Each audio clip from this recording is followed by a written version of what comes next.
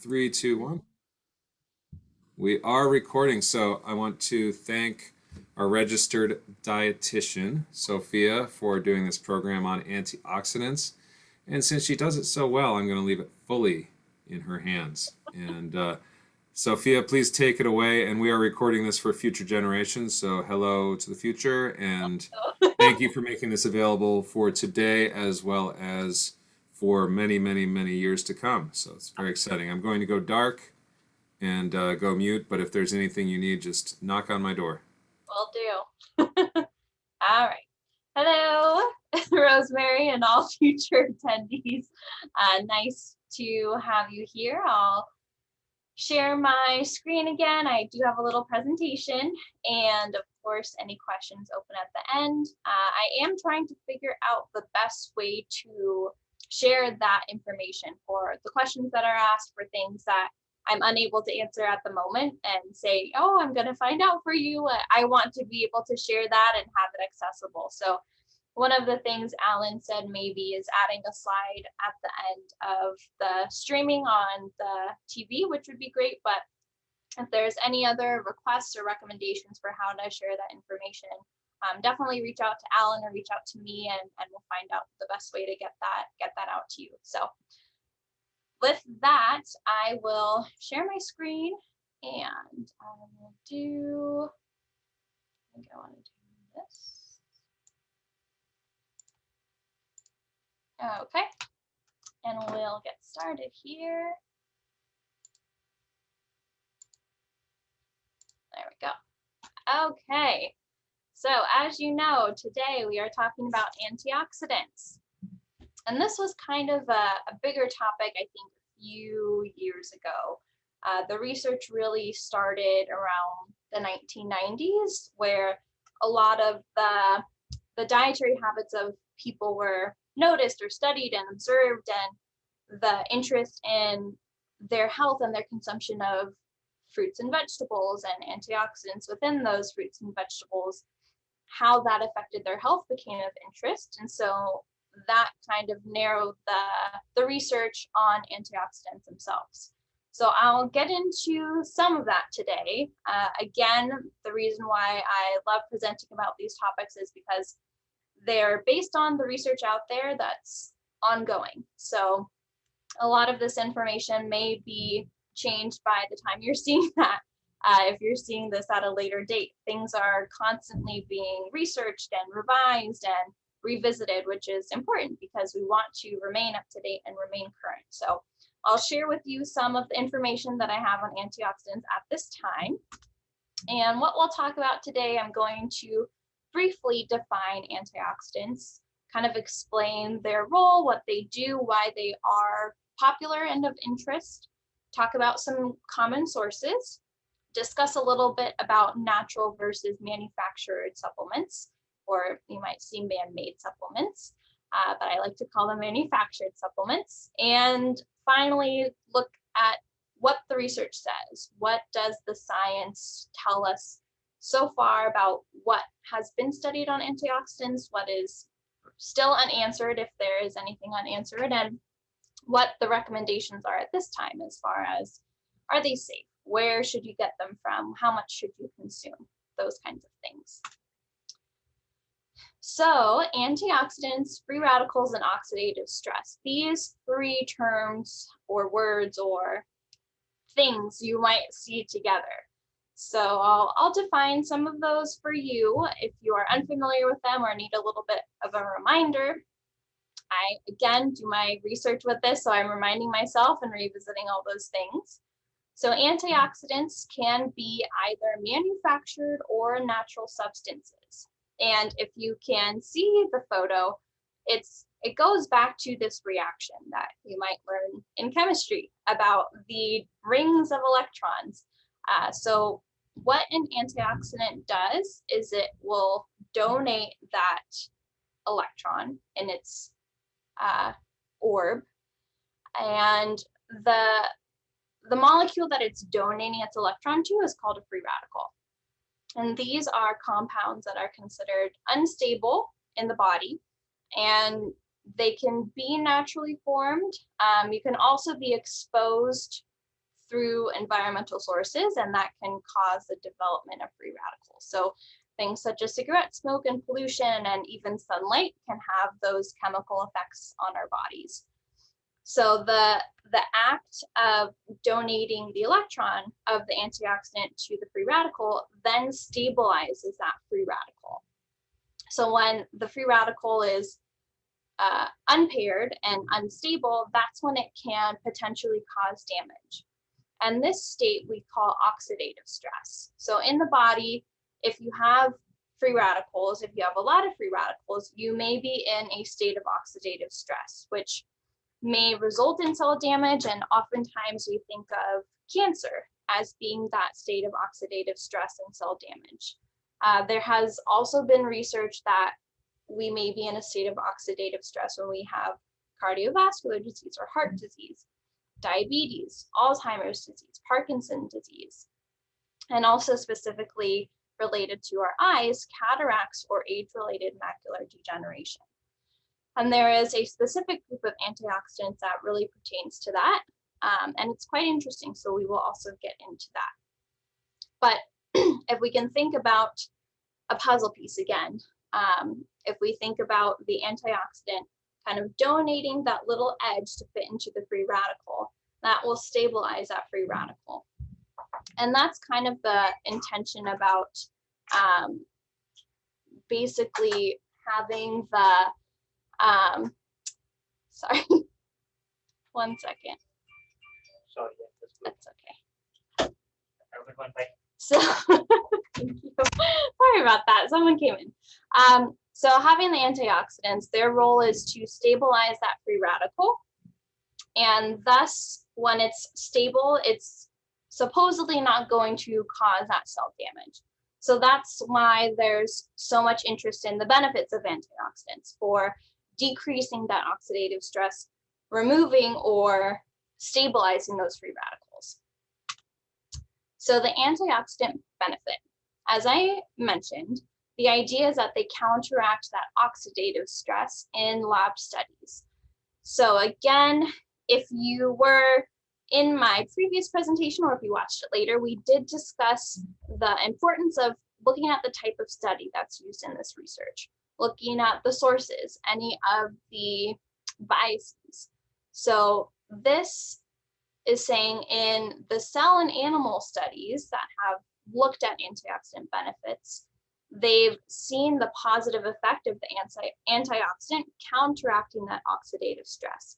So within the cell or within an animal study, not necessarily humans, but within the cell and animal studies, they have been able to see the antioxidants positively affect and counteract that oxidative stress. If we think about the human body, again, that's going to be different research and different evidence than if we're looking at the cell or animal study. In large amounts, there is potential that it could be harmful. So oftentimes, if we are thinking about the natural antioxidant versus the man-made antioxidant or manufactured antioxidant, that supplement, again, is a very concentrated source. So if we consume those supplements, those, a vitamin C supplement or anything of that sort, where it's a manufactured, not from food supplement, if we consume too much, that could be harmful. And that's like most things. If we consume too much, it might not be good for us. We might not be receiving that benefit. And again, for us to compare humans to the cell and animal studies, we might not be able to extrapolate those same findings. If we look at consumption and use of specifically the amount of antioxidants as a supplement, we would see that supplements accounted for 54% of vitamin C intake. So that's a little more than half. And that's to say, as of 2009, so again, this might have changed today. As of 2009, over half of our intakes, or those of US adult intake of vitamin C, came from supplements versus a food source. 64% of vitamin E came from supplements.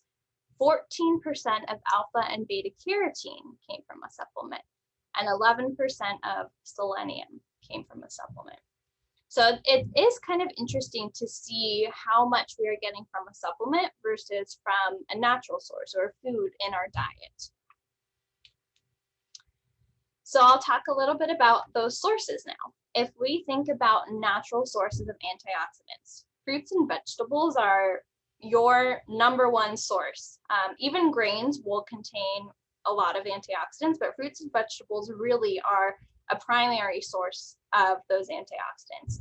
And if we think of the typical antioxidants, vitamin E and C, selenium, carotenoids, which are those related to our vision. Those include beta carotene, lycopene, lutein, and zeaxanthin. Phenolic compounds, including quercetin, catechins, resveratrol, coumaric acid, and anthocyanins. If we think of manufactured supplements, you can really find most things in a manufactured form. Some common ones, you might find a beta carotene supplement for your vision, or you might find a vitamin E supplement. Oftentimes, if someone is taking an iron supplement, they might take a vitamin C supplement to help with that absorption. So there are so many different types of manufactured supplements that are easily accessible and commonly available to us. But the point of this is to show you that there are, in all of the fruits and vegetables in our diet, most of them have antioxidants of various types, and a lot of them will cross over. And on the next slide, you will see where a lot of those sources come from. So for vitamin C, we think of citrus, oranges, kiwi, lemon, and grapefruit. And yes, kiwi does count as a citrus. Bell peppers, strawberries, tomatoes, and cruciferous vegetables. So things like broccoli, Brussels sprouts, cabbage, cauliflower, all of those in that same cruciferous family. Sources of vitamin E include wheat germ oil, sunflower, safflower, and soybean oil, sunflower seeds, almonds, peanuts, peanut butter, beet greens, collard greens, spinach, pumpkin, red bell pepper, asparagus, mango, and avocado. Selenium. The most common one that I think of right away for selenium is Brazil nuts. If you eat 2 of those, that is supposed to give you your daily dose of selenium. Just 2, and they're big, so you don't need too much. Finfish and shellfish, beef, turkey, chicken, fortified cereals, whole wheat bread, beans, and lentils. Beta carotene. One of the most common sources of beta carotene we think of is carrots. Lycopene, one of those primary ones that we think of is tomatoes. Lutein, a lot of those dark green vegetables, including kale, parsley, spinach, broccoli, peas, as well as durum wheat and corn. Zeaxanthin, orange juice, honeydew, kiwi, red pepper, squash, and grapes. Now we already see some overlap, right? Compare vitamin E to zeaxanthin. A lot of these foods provide multiple antioxidants in one. For quercetin, we think of apples, red wine, that should say wine, not red wine, and onions. Catechins, tea, cocoa, and berries. Resveratrol, I know a lot of us think of red wine right off the bat. It is red and white wine, and therefore grapes, peanuts, and berries. Coumaric acid, spices actually, and berries. Anthocyanins, we generally think of blueberries and strawberries, but also other types of berries. Zinc would be beef, poultry, oysters, shrimp, sesame seeds, pumpkin seeds, chickpeas, lentils, cashews, and fortified cereals. So just with this one slide, and this is not extensive. This is, a brief summary of maybe the most common ones. There are a lot more. Most of the time we'll see that some contribute a little bit of everything, but this is really just to call out the primary providers of those. So lots of fruits and veggies are contributing these various things, lots of grains, as you can see, And the combination of foods in general will provide all of these different antioxidants. So again, I like to encourage us to consume mixed meals and colorful plates, and not just eating one thing at a time or one color at a time, but eating all of these different items together that can contribute to multiple sources of these antioxidants as well as other foods. We go back to natural versus manufactured. Again, we want to be mindful that in research, sometimes we're talking about a natural form that's providing these antioxidants. Most of the time when we're studying certain, molecules or components, especially in this instance, we're thinking about the manufactured kind. So if we look at vitamin E, for example, there are, I believe I saw either 8 or 9 different forms of naturally occurring vitamin E in the foods that we consume. For a supplement, there is primarily one form of vitamin E that is used in those supplements. What has been shown for vitamin E is that supplementing with high doses of a vitamin E supplement may result in an increased risk of prostate cancer and hemorrhagic stroke. Vitamin E as a supplement may also interact with blood thinners. So if someone is on blood thinners, that might be something that their physician or attending provider might recommend. Okay, please let me know if you're consuming any form of supplement, including vitamin E, because of that potential interaction. Beta carotene, as a supplement in high doses, we may see an increase in the risk. Oh my gosh. That says lunch cancer. That should say lung cancer. Boy, I did not spell check this. I apologize. So that should say increase the risk of lung cancer in smokers. Now, along with antioxidants, one of the big questions was, does that help prevent cancer? Does it help cure cancer? The use of supplements during cancer treatment is a very controversial topic. And again, it kind of underlying thing is it's an individual thing, and it's something that you should communicate with your provider. You should talk to your provider about. You should always let them know, regardless of what you're going through, what your background is, any kind of disease state you may be dealing with.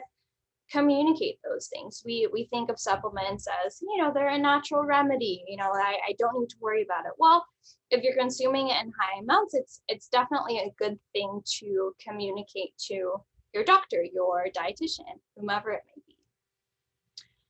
Now, one thing that we come across is we have all of these concerns about the manufactured supplement. That's kind of what we're talking about in these instances. Well, what about the concern about antioxidants in food? Generally, we're not concerned about over-consuming antioxidants through food. At least thus far, we are not concerned with the amount of antioxidants we get through food. The primary concern is that through supplements. So if we talk about the research, what we generally see is consumption of fruits and vegetables, which are, as we saw, naturally antioxidant rich, might help protect against disease. However, the consumption of fruits and vegetables and the protection against disease, we can't say that it's the antioxidants in these fruits and vegetables that are protective against disease. It could be an array of other things. So we need to be mindful that it could be related to the amount of antioxidants. We might not be consuming a lot of antioxidants through food. There could be other components of these foods or the combination of the components with the antioxidants that are protective against disease. There could be other factors in people's diets. So someone might be eating lots of fruits and vegetables, incorporating quality protein, consuming whole grains, and they exercise a lot. They also limit their red meat, or they eat more veggies along with vegetarian protein a few times a week. It could be a number of things in their diet as well as their lifestyle. If they're active, if they don't smoke, all of those things could contribute to protecting against disease. We can't say, oh, it's the antioxidants in the fruits and veggies. So what we look at in the current research is whether antioxidant supplements can help prevent chronic disease, including cardiovascular disease or heart disease, cancer, and cataracts.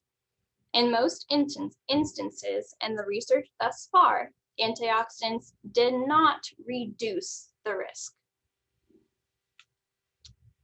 If we look at observational and lab studies, so observational studies allow us to, just as it says, observe, watch, see what's happening. We can demonstrate possible relationships between dietary or lifestyle factors and disease risk, but we can't say it's cause and effect because we're not controlling anything. We're just seeing what's going on. And in this case, lifestyle factors may account for lower disease risk.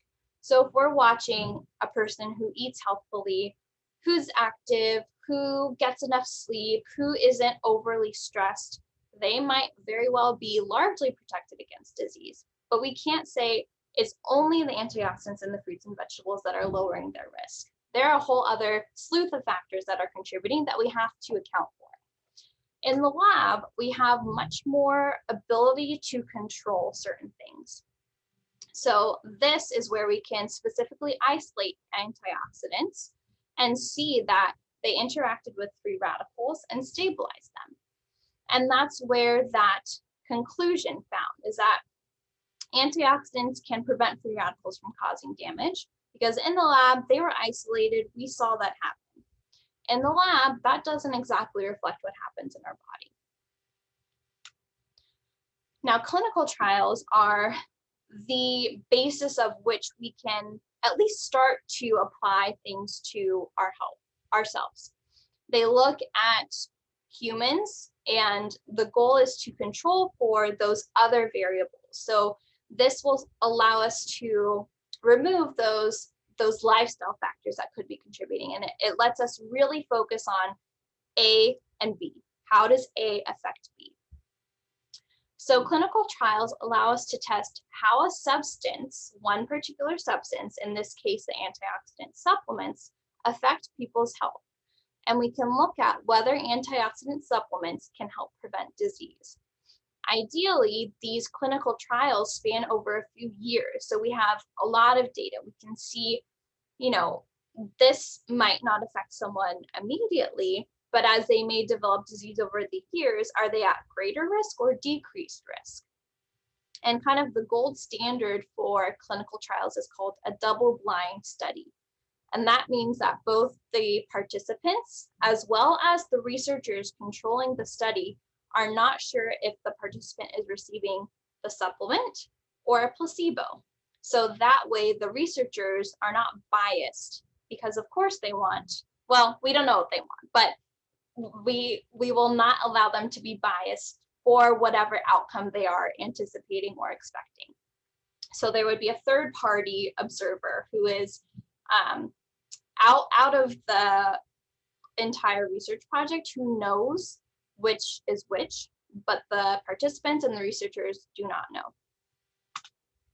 So a few of the most notable studies related to antioxidant research are the following. And I did put some of the findings up here because there was interest in the findings in my previous presentation, but I did try and summarize it briefly here. And this information came from a document on the NIH website. So I put a note on the bottom that that last study was co-sponsored by the NIH. And that is to, again, be mindful if there is any bias that needs to be put out there. So if there's a financial component, which there is, we need to be aware of that. So I'll go through these briefly.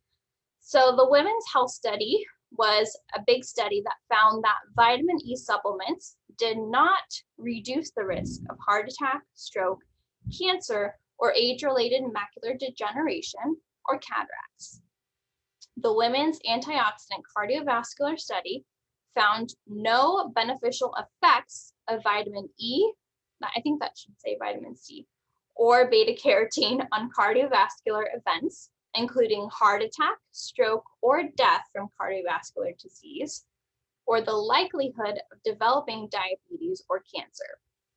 It did not slow changes in cognitive function among women in the study, age 65 or older.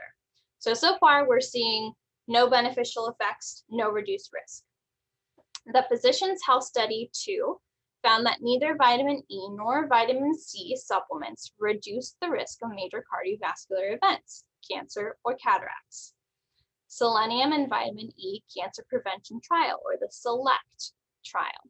Selenium and vitamin E supplements, taken alone or together, did not prevent prostate cancer. In 2011, the researchers completed an updated analysis and found that vitamin E supplements increased the occurrence of prostate cancer by 17% in men who received vitamin E supplementation alone versus the placebo.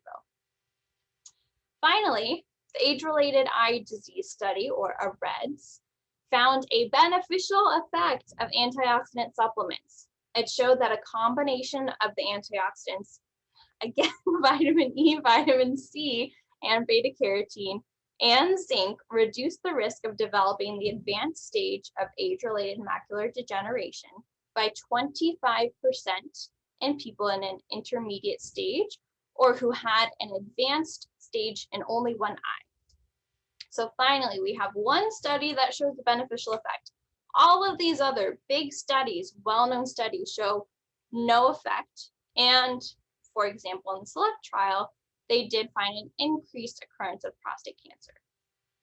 Interesting. Why supplements don't work according to the researchers. Why they're presenting real food first.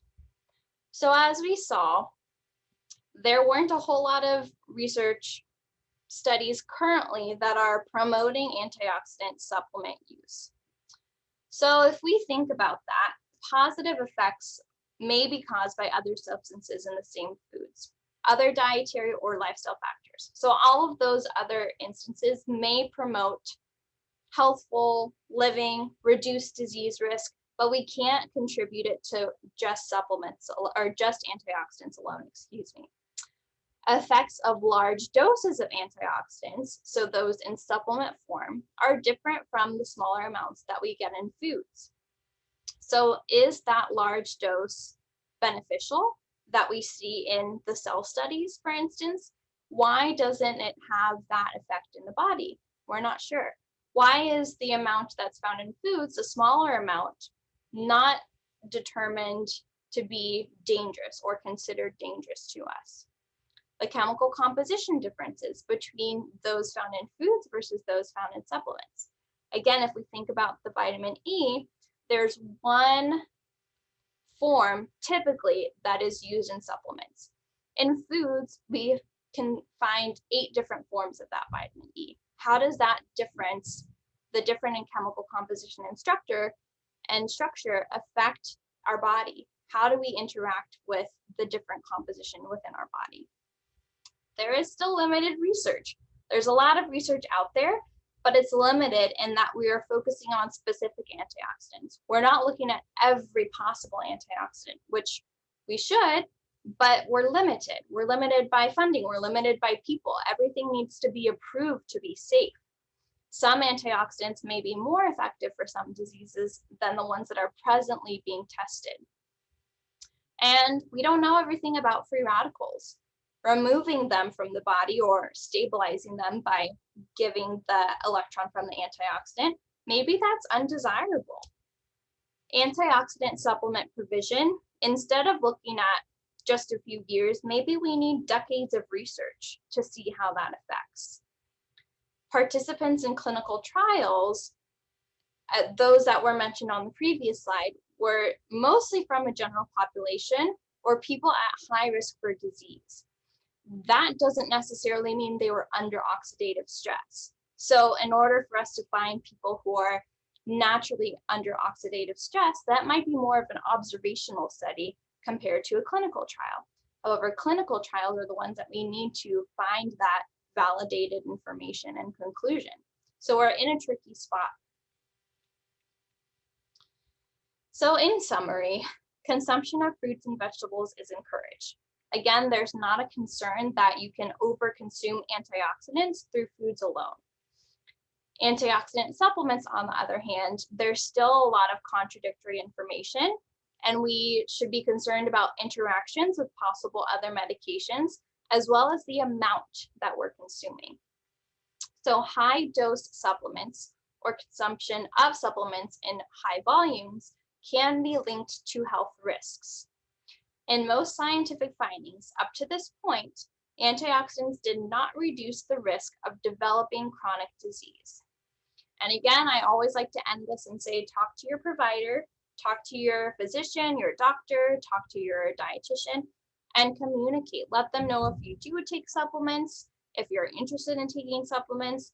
It always is important to have a professional review that because of the possible interactions, because there may be something that you don't realize could put you at risk. So it's always important to review your medications with your provider and see, maybe you don't need the supplement. Maybe you can get it from your fruit and vegetables alone. Maybe you need to do more of the combination foods. You know, there's a lot that we want to prioritize as food first. And as a dietitian, that's always my primary goal with the people that I work with, the residents, those who I interact with.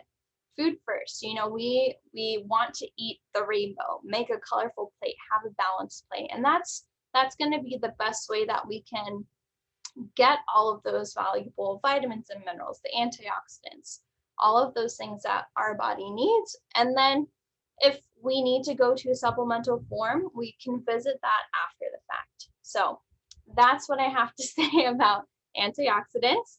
I know that was, again, a quick run through. There's lots more information out there, lots more research that is ongoing, but I hope that kind of gave you a basis to at least understand a little bit of the fundamentals and the current research.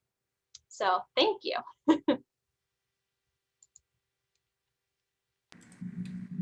Thank you, Sophia. I'm going to shut off the recording so we can enter the Q&A section. You know, if you don't have any questions, Rosemary, that's okay. There's no pressure. All right, I'm going to stop recording now. Have a wonderful rest of your day, everybody, and people of the future as well. Okay.